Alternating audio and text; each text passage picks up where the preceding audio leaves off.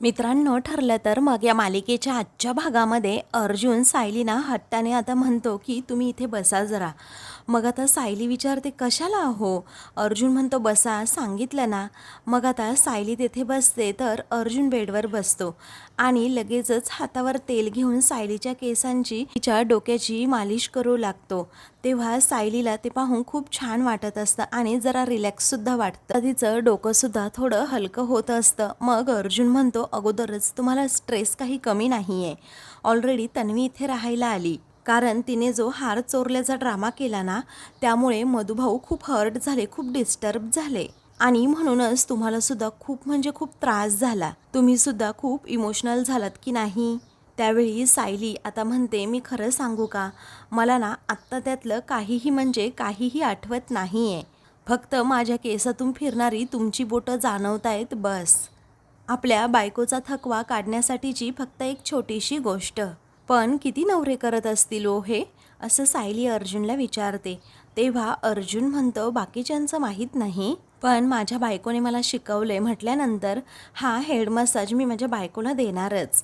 त्यानंतर सायली म्हणते खरंच आजचा दिवस ना खूप म्हणजे खूप छान गेला, पण आज आश्रमामध्ये गेलो आणि त्याचा सुद्धा आपल्याला खूप फायदा झाला.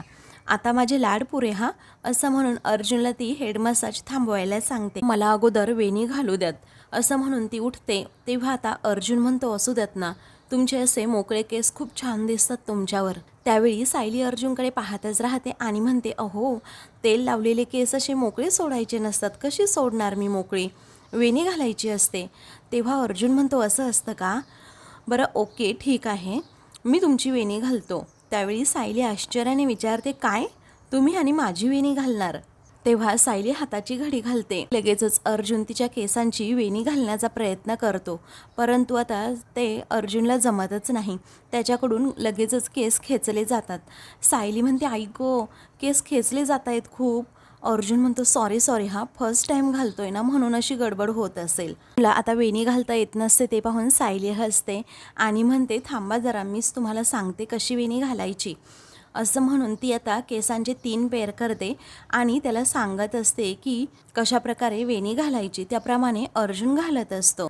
मग आता अर्जुनला ती वेणी घालता येते तेव्हा तो खूपच खुश होतो आणि सायलीला विचारतो अशीच ना. तेव्हा ती हो असं म्हणते आणि खूपच खुश होते. त्याला एवढी व्यवस्थित वेणी घालता आलेली नसते, तरीही आता सायली म्हणते छान वेणी घातलीये. अर्जुन म्हणतो मी म्हटलं होतो ना तुम्हाला, अर्जुन सुभेदारसाठी काहीही अशक्य नाही. बरं आता ठीक आहे, मी जाऊ का माझ्या कामाला. मग आता ती हसतच हो असं म्हणते. अर्जुन लगेचच आपलं काम करू लागतो तर सायली सारखी सारखी त्या वेणीकडे पाहते आणि गालात हसते. इकडे महिपतला आता चालता सुद्धा येत नसतं, कारण तो पूर्णपणे नशेत असतो. त्यावेळी आता नागराज त्याला कसंबसं आता घरी आणतो. नागराज सुद्धा नशेत असतो, परंतु महिपत एवढी त्याने घेतलेली नसते, म्हणून तो थोडाफार तरी शुद्धीवर असतो. त्यावेळी आता ते दोघेही घरी आल्यानंतर जरा बसतात. मग आता लगेचच प्रियाचा फोन महिपतच्या मोबाईलवर येतो. तेव्हा आता कोणाचा फोन आला आहे काय माहीत, असं म्हणून महिपत हा कॉल पाहतो. तर नागराजसुद्धा पाहतो आणि म्हणतो की हा प्रियाचा फोन आलाय. तेव्हा चिचुंद्रीचा फोन आलाय का त्या, काय म्हणतीये, प्रियाचा फोन येती घरा आणि तोची दिवाळी शिमगा, असा काहीसा महिपत डायलॉग मारतो. त्यावेळी नागराज म्हणतो असं नाही रे महिपत, दसरा असं म्हण. तेव्हा तो म्हणतो बरं ठीक आहे, असं म्हणून तो कॉल रिसीव करतो आणि ये चिचुंद्रे बोल काय बोलायचंय, असं नशेतच विचारतो. तेव्हा प्रिया आता रागातच विचारते काय हो, तुम्ही आजसुद्धा टाईटच आहात की काय जरा. मग आता महिपत तिच्यावर ओरडत तिला म्हणतो की काय काम आहे ना तेवढं बोल, नाहीतर तुझी जीभ ना अशी नाकाला शिवून घेईल समजलं. तेव्हा आता ती म्हणते की मला महत्त्वाचंच काहीतरी सांगायचं आहे. आपल्या केसमध्ये ना नक्कीच काहीतरी महत्त्वाची डेव्हलपमेंट झाली आहे. अहो ती सायली ना खूप खुश दिसत होती. ती म्हणाली की आम्ही सत्याच्या खूप जवळ जाऊन पोहोचलो आहोत म्हणून. त्यावरती महिपत म्हणतो ती सत्याच्या जवळ जाऊन पोहोचली, मग सत्या काही म्हणाला नाही का तुम्हाला, आणि कोण आहे तरी कोण हा सत्या. महिपत प्रियाला विचारतो. प्रिया डोक्याला हात लावते आणि म्हणते अहो सत्य सत्य म्हणजे खरं काय घडलं होतं ना ते त्यांना आता लवकरच कळणार आहे. मी सांगते ना, कन्फर्म अर्जुनच्या हातामध्ये नवीन कोणते तरी पुरावे लागले आहेत. तेव्हा आता लगेचच महिपत म्हणतो तुझा ना क्रिकेटच्या मैदानावर सत्कार करायला हवा. जेव्हा पण तू फोन करते ना तेव्हा नुसत्या घाणेरड्या बातम्या देतेस. तेव्हा आता प्रिया रागातच म्हणते मी तुम्हाला फक्त अलर्ट करायला फोन केलाय. त्यावेळी महिपत नशेतच म्हणतो की ए चिचुंद्रे, तू आम्हाला काय अलर्ट करणार? तू हरली फसली असं सांगायला मला फोन करायचाच नाही इथून पुढे. तू मला फोन कशासाठी करायचा? अर्जुन सुभेदार तोंडावर पडला, त्याचे हातपाय गळून पडले हे सांगण्यासाठी फोन करायचा, नाही तर मी तुझे हातच गायब करून टाकेन, हे लक्षात ठेव असं म्हणून आता प्रियावर तो जरा चिडतो. प्रिया रागातच फोन ठेवते. आणि मग इकडे नागराज विचारतो काय अरे झाला का प्रिया बरोबर बोलून? कसं काय जमतं रे एका फोनमध्ये 3-3 धमक्या देणं तुला? तेव्हा महिपत म्हणतो हो मला सगळं जमतं, आणि यावेळी जर तिने अर्जुन सुभेदाराला अडवलं नाही ना तर मी ना तिचं, असं म्हणून तो नागराजकडे पाहतो. दुसरीकडे कल्पना आणि प्रताप दोघेही रूममध्ये असतात. कल्पना आता म्हणते की रविराज भाऊजी आणि प्रतिमा हे दोघेही किती दिवसांनंतर आपल्या घरी असे सहजच म्हणून आले ना, ते पण अगदी पहिल्यासारखे. खरंच मला खूप छान वाटलं हा. तेव्हा प्रताप म्हणतो हो ना अगं मला सुद्धा खूप बरं वाटलं. हल्ली हे असं आपल्या घरात एकत्र बसून बोलणं बसणं अगदी दुर्मिळ होत चाललंय हो की नाही? मग त्यावेळी कल्पना म्हणते नाहीतर काय, आपल्या घरी प्रॉब्लेम कमी होते की काय, म्हणून त्या मधुभाऊंनी तन्वीचा हार चोरला. आपण त्यांना आसरा दिला ना, ही खूप मोठी चूक केली असं मला वाटतं. त्यावेळी प्रताप स्पष्टपणे म्हणतो की मधुभाऊंनी तो हार चोरला असेल असं मला अजिबात वाटत नाहीये हा. ते असं का करतील? त्यावेळी कल्पना लगेचच उठते आणि विचारते काय हो, तुम्हाला काय म्हणायचंय? तन्वी खोटं बोलतीये का? तेव्हा प्रताप म्हणतो अगं मी असं म्हणत नाहीये, पण कुठेतरी काहीतरी गैरसमज झाला आहे ना हे मात्र नक्की. त्यावेळी कल्पना म्हणते अहो तो हार आपण स्वतः डोळ्यांनी पाहिलंय की मधुभाऊंच्या बॅगमधूनच निघाला आहे. त्यावरती प्रताप आता उठतो आणि कल्पना जवळ येतो आणि कल्पनाला सांगू लागतो तो हार मधुभाऊंच्या बॅगमधून निघाला आणि आपण हे पाहिलं, पण तो मधुभाऊंनी चोरला हे आपण प्रत्यक्ष बघितलंय का? नाही ना. मग आपण मधुभाऊंना बेनिफिट ऑफ डाऊट द्यायला नको का? त्यावरती कल्पना रागातच म्हणते काही गरज नाहीये त्याची, आणि तुम्हाला त्यांचा पुळका एवढा काय येतो ना कळतच नाही. त्यावेळी प्रताप म्हणतो नाही नाही मला त्यांचा पुळका काय येईल? अगं कल्पना थोडा विचार करते, मधुभाऊ आहेत ना ते आपल्या घरामध्ये अगदी संकोचून वावरत असतात, ते आपल्याला एवढा सुद्धा त्रास होऊ देत नाही. मग आपल्याच मुलीच्या घरात ते चोरी कशासाठी करतील? त्यावेळी कल्पना म्हणते तुमचा की नाही सगळ्या जगावरती अगदी आंधळा विश्वास आहे, पण मला ना आता कळून चुकले, माणसं दिसतात ना एवढी साधी सरळ नसतातच. सायलीने बाकी काही नाही पण एवढं तर मला मात्र नक्कीच शिकवलंय. तेव्हा प्रताप विचारतो कल्पना तुझा सायलीवरचा राग जाणार नाहीये का? त्यावरती कल्पना म्हणते फक्त राग नाहीये हा, ही जखम आहे जखम. तेव्हा प्रताप धक्क्यानेच कल्पनाकडे पाहतो. त्यावेळी कल्पना म्हणू लागते अहो सायलीला मी माझी ना मुलगी मानलं होतं, अस्मितापेक्षा जास्त तिच्यावर मी प्रेम केलं. अहो परका माणूस फसवतो ना तेव्हा त्याचं खरं तर काहीच वाटत नाही, पण जेव्हा आपलं माणूस आपल्याला फसवतो ना तेव्हा ती जखम कधी म्हणजे कधीच भरून निघत नाही. त्यावेळी प्रताप म्हणतो मी समजू शकतो, तू सायलीकडनं किती दुखावली गेली आहे हे मला कळतंय. त्यावेळी आता कल्पना म्हणते फक्त सायलीमुळे नाही तर अर्जुनमुळे सुद्धा, कारण जे काही घडलं आहे ना त्याला अर्जुन सुद्धा तितकाच जबाबदार आहे. तेव्हा प्रताप म्हणतो हो बरोबर आहे, पण आता त्यांचं आपल्यासमोरच अगदी रीतसर लग्न झालंय, आणि आपल्याला किती आवडो किंवा न आवडो पण सायली आपली मोठी सून आहे.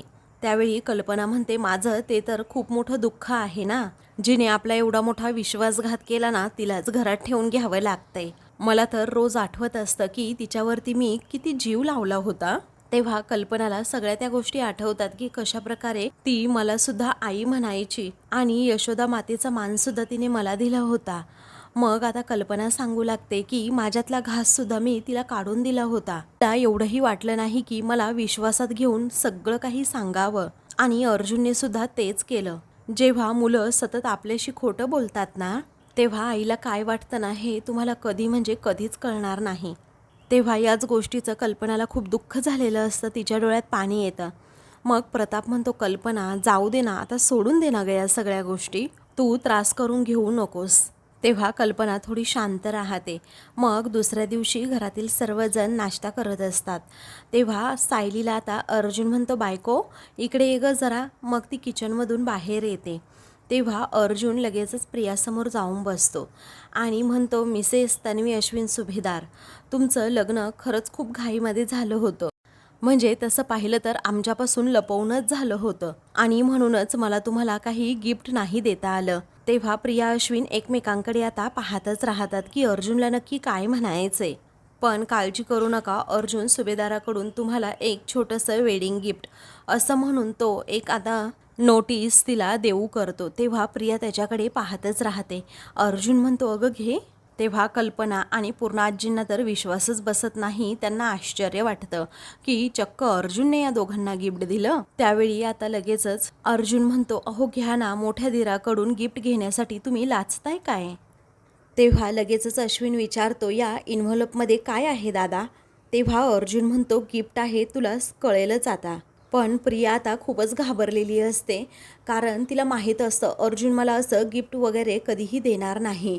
परंतु यामध्ये काय असेल याचाच ती आता विचार करते.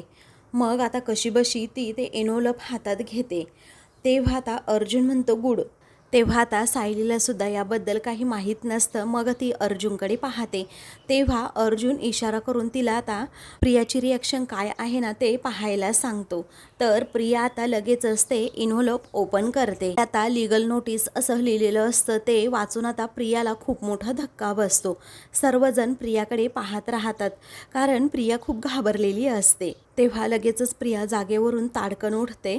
तेव्हा अर्जुन विचारतो, बापरे, एवढा मोठा शॉक बसला? तेव्हा सर्वजण आता उठून उभे राहतात.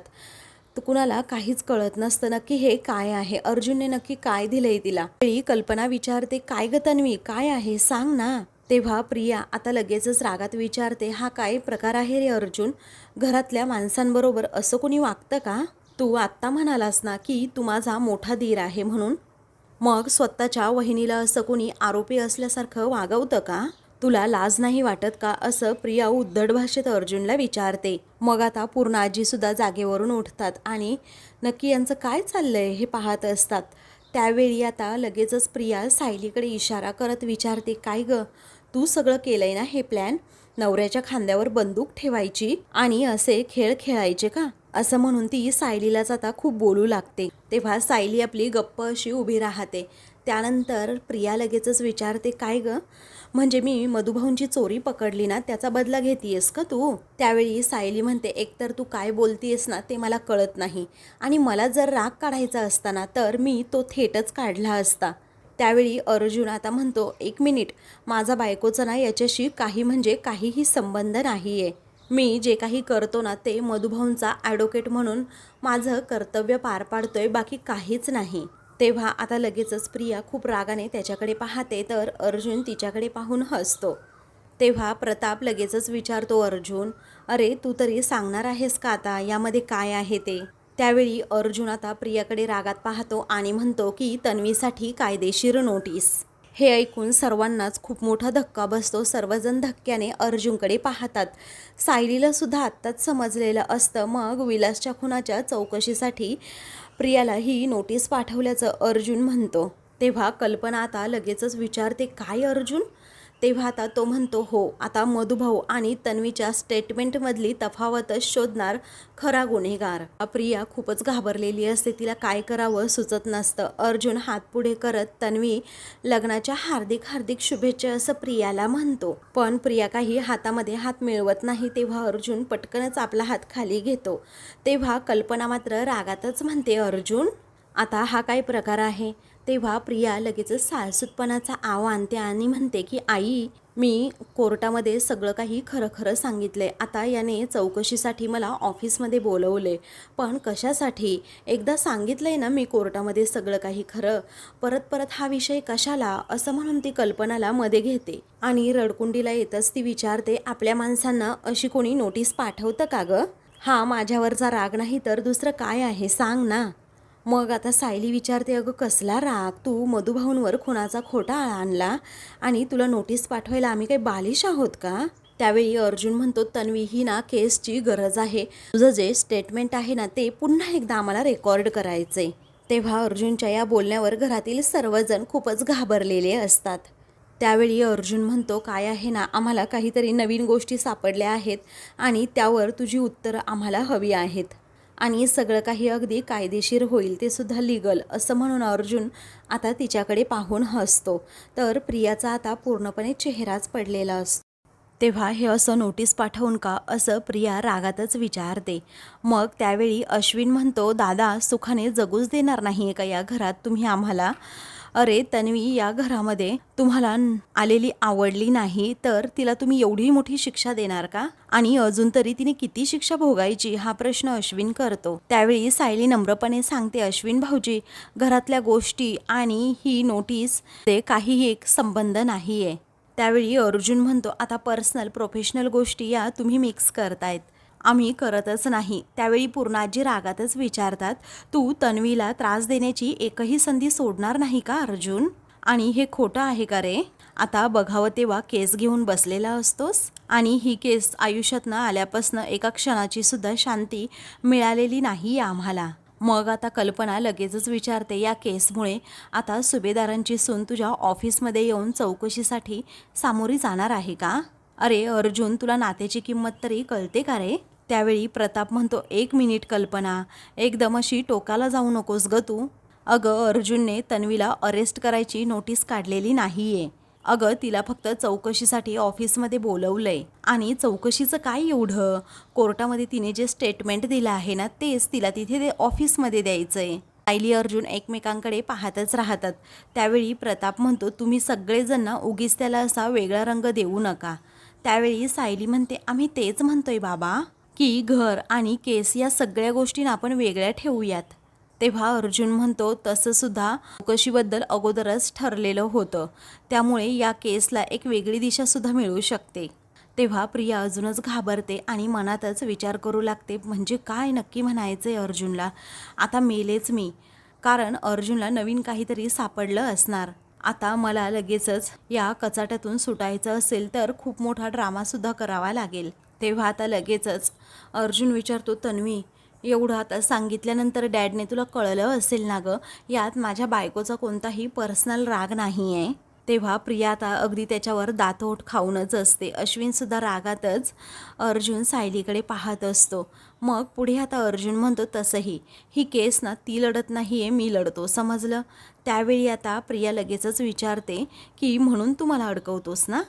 तेव्हा आता लगेचच प्रिया साळसूतपणाचा आव्हानात म्हणते की आई, अहो मीच खरं वेडी आहे. मी ना विचार केला होता या घरात आल्यानंतर अगदी सुखाने संसार करेन म्हणून, पण मला खरंच काही कळत नाही. मी ना पूर्णपणे वेडीच आहे. मी गेले नाती जोडायला परंतु भलतंच घडतंय असं म्हणून ती स्वतःच्याच तोंडामध्ये खूप मारून घेत असते. आता लगेचच पूर्ण आजी, कल्पना आणि अश्विन हे तिघेही प्रियाला आता थांबवण्याचा प्रयत्न करतात, परंतु प्रिया ऐकतच नसते, खूप वेड्यासारखी करत असते. अर्जुन सायली एकमेकांकडे आता पाहतात. अर्जुन लगेचच तिला इशारा करतो की झाला हिचा ड्रामा सुरू. सायली म्हणते, हो ना. अश्विन सुद्धा आता प्रियाला म्हणतो की वेड्यासारखी वागू नकोस तन्वी तू. त्यावेळी आता तन्वी म्हणते की मी वेडीच आहे, म्हणून तर मला वाटलं होतं ना की आपण दोघेही सुखाने संसार करू, पण तू बघतोस ना आता घरातल्या घरात मला कोर्टामध्ये उभं केलंय. अरे नाही अश्विन, माझंच चुकलंय, खरंच माझंच चुकलंय. मी ना तुझ्याबरोबर लग्नच करायला नको होतं. अरे कशाला केलंस तू माझ्याबरोबर लग्न, कशाला केलंस कशाला? अरे लग्न या घरामध्ये करून आल्यापासनं घरामध्ये हे नवीन वाद उकरून काढतायत, घरात शांतता तरी आहे का? अरे घराचं पूर्णपणे वातावरण सुद्धा बिघडून गेलंय, कशाला मला तू दुःखातनं बाहेर काढलं अश्विन? कशाला मला या सुखाची तू आशा दाखवलीस? सगळं काही खोटं आहे अश्विन, खोटं आहे. अरे कशाला उगीच तू मला इकडे घेऊन आलास? कशाला उगीच वेगळी आशा दाखवली? मला तिथेच रडत मरून द्यायचं ना? तेव्हा अश्विन लगेचच म्हणतो, तन्वी तू जरा शांत हो, बस बरं इकडे. त्यानंतर प्रिया लगेचच म्हणते, नाही मी ना आता घर सोडून चालले आहे. तेव्हा अर्जुन खूपच रागात प्रियाकडे पाहतो, कारण तिची नाटकं खूपच वाढत चाललेली असतात. पुढे आता प्रिया म्हणते, अश्विन एक काम कर ना, नाहीतर तू मला मारूनच टाकतोस का, म्हणजे सगळं काही ठीक होईल. त्यावेळी प्रिया आता लगेचच चक्कर येण्याचं नाटक करते, तर अर्जुन सायलीला आता तिचा प्रचंड राग हा आलेला असतो. तेव्हा ती खाली पडणार असते. तोच कल्पना, पूर्णा आजी आणि त्याचबरोबर अश्विन तिघेही तिला सावरतात. मग कल्पना लगेचच तिला पाणी प्यायला देते. तर आता अर्जुन म्हणतो, चला मिसेस सायली, आजची चौकशी सक्सेसफुली उद्यावर ढकलली गेली आहे, हो की नाही. मग त्यावेळी आता लगेचच अश्विन रागात म्हणतो की काय रे, ती नाटक करते चक्कर येण्याचं, असं तुला वाटतं का अर्जुन दादा? अरे एवढा निर्दयी कधीपासून झालास रे तू? तुला कळतं की नाही काही? बघ तिला त्रास होतोय. त्यावेळी अर्जुन म्हणतो, तू डॉक्टर आहेस ना अश्विन? अरे मग आमच्या अगोदर ना तुलाच कळायला हवं होतं की ती पूर्णपणे नाटक करतीये म्हणून. तेव्हा अश्विन म्हणतो, सर्वात अगोदर ना मी तिचा नवरा आहे आणि ती कोणत्या मानसिक अवस्थेतून जातीये ना ते मला चांगल्या प्रकारे माहीत आहे. त्यावेळी प्रताप म्हणतो की अश्विन आता वाद घालत बसू नकोस, तन्वीला आता रूममध्ये घेऊन जा आणि आराम करू देत. त्यावेळी अश्विन म्हणतो, पॅनिक अटॅक आहे हा तुझ्यामुळे आलेला ना अर्जुन दादा, हा पॅनिक अटॅक आहे. तेव्हा सर्वांनाच मोठा धक्का बसतो. तर आता अश्विन लगेचच विचारतो, झालं का तुझं समाधान? तेव्हा अर्जुन काहीतरी सांगण्याचा प्रयत्न करतो. तोच सायली म्हणते, अश्विन भाऊजी, अहो डोळे उघडून बघण्याचा जरा नीट प्रयत्न करा. अहो संकटांपासून पळण्यासाठी प्रिया नेहमीच असं काहीतरी करते, तुमच्या लक्षात नाही आलं का एवढे दिवस? मग आता सायली सत्य परिस्थितीची अश्विनला जाणीव करून देत असते. प्रिया रागात अर्जुन सायलीकडे पाहते. मग त्यावेळी तिच्यावर आलेलं खूप मोठं संकट म्हणजे फक्त तुम्ही दोघे आहात, असं अश्विन रागातच म्हणतो. त्यानंतर आता तो लगेचच प्रियाला म्हणतो, चल आपण आपल्या रूममध्ये जाऊ. तेव्हा आता लगेचच कल्पना म्हणते, चल अश्विन, आम्ही दोघेसुद्धा येतो आणि तन्वीला बरे वाटेपर्यंत मी तेथेच थांबते. हा पूर्णा आजी म्हणतात, मी सुद्धा येते चला. त्यावेळी कल्पना म्हणते, नको पूर्णाई, तुम्ही इथेच थांबा, तुम्ही अजिबात ताण घेऊ नका. तेव्हा सावकाश हा असं म्हणून प्रियाला लगेचच ते दोघेही रूममध्ये घेऊन जातात. त्यावेळी पूर्णा आजी आता रागातच अर्जुनकडे पाहतात आणि लगेचच तेथून जातात. तर अर्जुन सायलीला समजलेलं असतं की ही सगळी ना नाटकं करते, फक्त बाकी काही नाही. त्यानंतर आता प्रियाला रूममध्ये तिथे आणलेलं असतं, ती झोपलेली असते. तेव्हा आता लगेचच अश्विन तिला विचारतो, तन्वी कसं वाटतंय तुला? कल्पना आणि प्रतापसुद्धा तेथे असतात.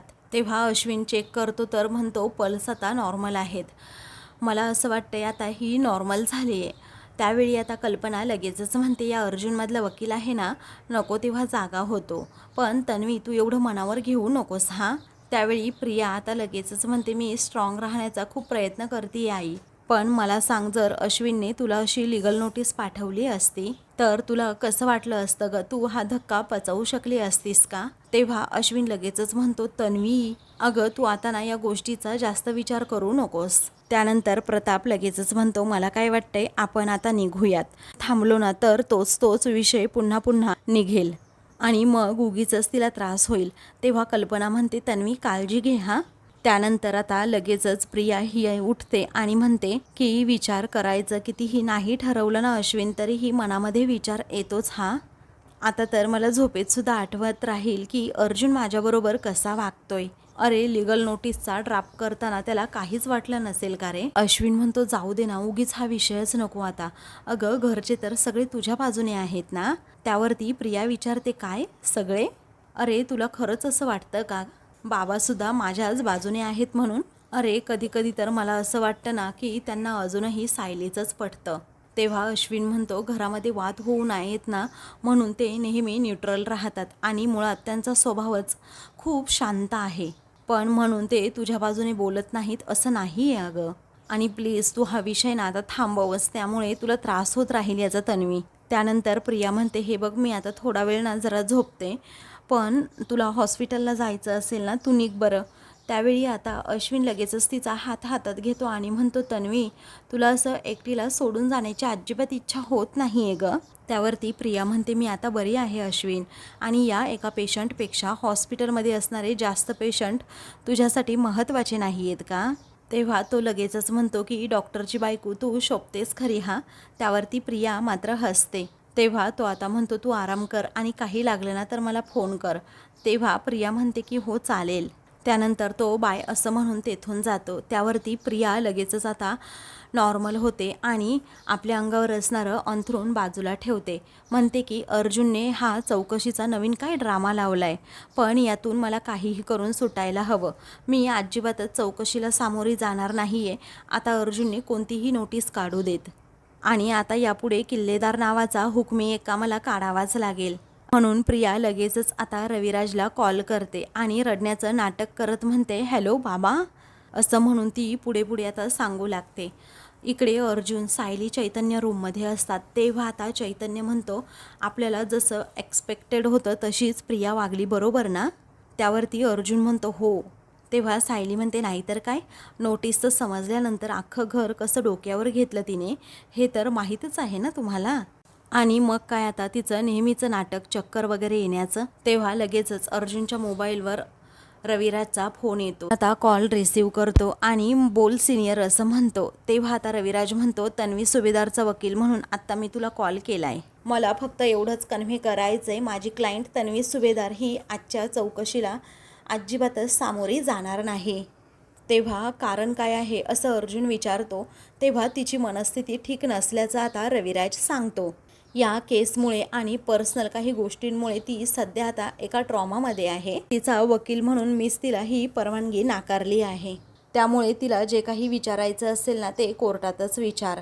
त्यावेळी अर्जुन हसतो आणि म्हणतो की एक विचारू का रे सिनियर, मला माहीतच होतं की तन्वी अजिबातच चौकशी होऊ देणार नाही. काय असतं ना, काही माणसांना जे काही लपवायचं असतं ना, माणसं अशी उत्तर देण्यासाठी टाळाटाळ करत असतात. तेव्हा रविराज म्हणतो, बोलताना जरा जपून बोल अर्जुन, कारण तन्वी या केसमध्ये फक्त आणि फक्त एक दुर्दैवी साक्षीदार आहे आणि ती काहीही लपवत नाही आहे. तेव्हा तिला फक्त गरजेपुरतंच या केसमध्ये घ्यायचं, अन्यथा नाही, असं म्हणून लगेचच रविराज फोन ठेवतो. त्यावेळी सायली विचारते, काय हो प्रिया, चौकशी होऊ देत नाही आहे का? तेव्हा अर्जुन म्हणतो, तिने बरोबर सिनियरला मॅन्युप्युलेट केलं, चौकशीसाठी येणार नाही असं स्पष्टपणे सांगितलं. तेव्हा आता चैतन्याला धक्काच बसतो, तर अर्जुन वेगळ्याच गोष्टीचा विचार करतो. तर मित्रांनो, पुढील भागामध्ये प्रिया ही उलटी येण्याचं नाटक करते आणि लगेचच गाडीतून खाली उतरते. तेव्हा अश्विन काळजी करत तो सुद्धा आता गाडीतून खाली उतरत असतो. तेवढ्यातच महिपतची गाडी तेथे येते आणि अश्विनला जोराचा धक्का मारते. तेव्हा प्रिया लगेचच आता अश्विनला घरी घेऊन येते, घरातील सर्वांना बोलवते. तेव्हा महिपत सुद्धा तेथे आलेला असतो. त्यावेळी घरातील सर्वजण आता रागातच त्याच्याकडे पाहतात.